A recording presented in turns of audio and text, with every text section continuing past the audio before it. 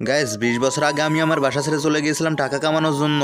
এখন আমি 10টি কোম্পানির মালিক, আর এখন যাচ্ছি আমার বাসার সবার সাথে দেখা করতে।